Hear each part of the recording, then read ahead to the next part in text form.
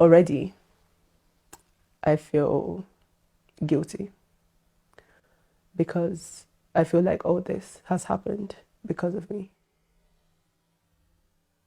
Me and my brother and my sister were at home and the doorbell rings. I think it's our parents, but it's a bunch of police at the door. They tell me this is, what they arrested me for.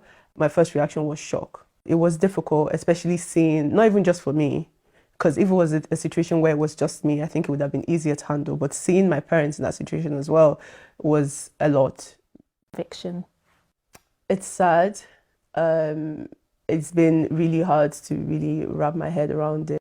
I understand the conviction. Personally, I disagree with it. However, that's from a very biased perspective as their daughter, and I would obviously always back my parents. However, the law has taken its course and we just have to now move forward as a family. Apart from the case and the trial, I'm also having dialysis. What's the name of the condition that you have? Okay, it's called nephrotic syndrome, FSGS. Basically, my kidneys are like small and they have like loads of big holes in it. Either I stay on dialysis for the rest of my life or I get a transplant. These are my two options. Was it not possible to get a donor from within your family? That I had the APOL1 gene. So to us, that kind of meant that, kind of excluded the family, especially on my dad's side, because they have quite a history of kidney conditions. In August of 2021, when obviously I found out that it was a possibility that I would need a transplant, that's when we kind of reached out to people. How involved were you in finding a donor, in particular this young man? I wasn't involved at all. It was mostly my family that handled everything to do with my medical side. I mean, I was aware that someone did come forward. I had just come over to the UK, I believe, with my uncle. My mom and I wanted to thank him for that, and the picture was basically for memories. It was mentioned in court that this man was portrayed as your cousin. Did you know that? Yeah, I mean, I can't answer that. Were you aware that's the narrative that they were going for? To an extent, but not really.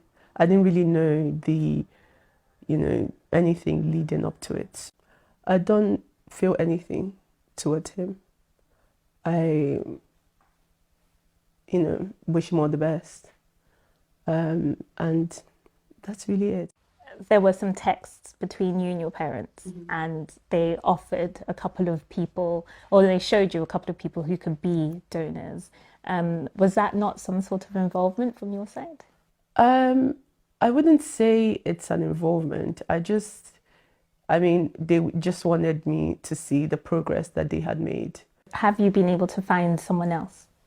Well, shortly after that, I had put out an appeal and a lot of people came up, but we weren't really able to do anything with that as of now because I'm still on dialysis. Hopefully I would be able to get the transplant soon, but as you know, our family is still in the middle of a trial. I would like to also use this opportunity to apologize to them for the way everything has played out. You've been seeing them, visiting them in jail all this time. Where are their heads at? What are they kind of thinking about the whole situation?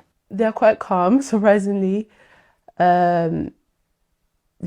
Do they feel remorse? I can't really speak on what they are feeling. This is just from an outside perspective, seeing them. They're okay. They're just neutral. What's sort of been your lesson from all this? Life is just so dynamic. Like one day you're in your house chilling, the next day your whole life is turned upside down. So that is my main focus, try and help specifically people with kidney conditions, just to show that they don't need to be scared. Obviously there's the support of my siblings and obviously my parents' siblings as well. However, I don't think it would ever be the same. I feel guilty because I feel like all this has happened because of me.